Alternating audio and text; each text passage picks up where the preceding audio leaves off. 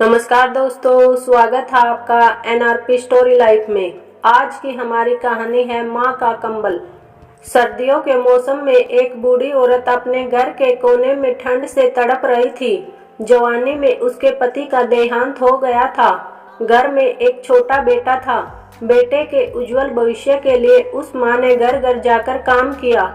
काम करते करते बहुत थक जाती थी, लेकिन फिर भी आराम नहीं करती थी। हमेशा एक बात याद करके फिर काम में लग जाती थी कि जिस दिन बेटा लायक हो जाएगा तभी आराम करेगी। देखते देखते समय बीत गया। माँ बूढ़ी हो गई और बेटे को एक अच्छी नौकरी मिल गई। कुछ समय बाद बेटे की शादी कर दी और एक बच्चा हो गया। अब बूढ़ी माँ बहुत खुश थी। उसके जीवन का सबसे बड़ा सपना पूरा हो गया। उसका बेटा लायक हो गया। अब उसका बेटा उसकी हर ख्वाहिश पूरी करेगा। लेकिन ये क्या, बेटे और बहू के पास माँ से बात करने तक का वक्त नहीं होता था। बस इतना फर्क पड़ा था माँ के जीवन में कि पहले वो बाहर के लोगों के जूठे बर्तन धोती थी, अब अपने बेटे और बहू के। पहले वो बाहर के लोगों के कपड़े धोती थी, अब अपनी बहू और बेटे के। फिर भी खुश थी क्योंकि औलाद तो उसकी थी। सर्दियों का मौसम आ गया था। एक टूटी चारपाई पर घर के बिल्कुल बाहर वाले कमरे में एक फटे कंबल में सिमटकर माँ लेटी थी और सोच रही थी कि आज बेटा आएगा तो उससे कहूंगी कि तेरी माँ को बहुत ठंड लगती है, एक नया कंबल लाकर दे दे। शाम को बेटा घर आया तो माँ ने बोला, बेटा ठंड बहुत है, मुझे बहुत ठंड लगती है और बात ठंड की नहीं है, मैं बूढ़ी हो गई हूँ इसलिए शरीर में जान नहीं है।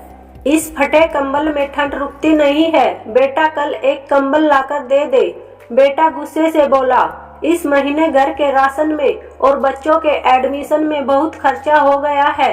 पोते को स्कूल में एडमिशन कराना है, कुछ पैसे हैं, लेकिन उससे बच्चे का स्वेटर लाना है, तुम्हारी बहू के लिए शॉल लाना है। तुम तो घर में ही रहती हो, सहन कर सकती हो, हमें बाहर काम के लिए जाना होता है।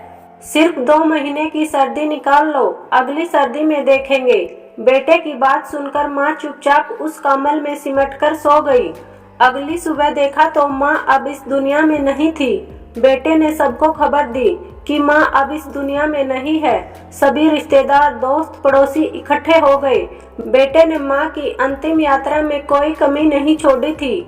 माँ की बहुत बढ़िया अर्थी सजाई थी, बहुत महंगा शाल माँ को उड़ाया था। सारी दुनिया माँ का अंतिम संस्कार देखकर कह रही थी, हमें भी हर जन्म में भगवान ऐसा ही बेटा दे। मगर उन लोगों को क्या पता कि मरने के बाद भी एक माँ ठंड से तड़प रही थी, सिर्फ एक कंबल के लिए। दोस्तों, अगर आपके माँ बाप आज आपके साथ हैं तो आप बहुत भाग्यशाली हैं। आज आप जो कुछ भी हो वो उन्हीं की मेहनत और आशीर्वाद से हो। जीते जी अपने माँ बाप की सेवा करना आपका पहला कर्तव्य है, क्योंकि उन्होंने आपके लिए अपना पूरा जीवन दे दिया है।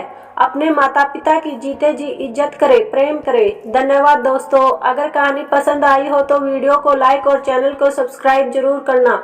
मिलते हैं फिर किसी और कहानी के साथ।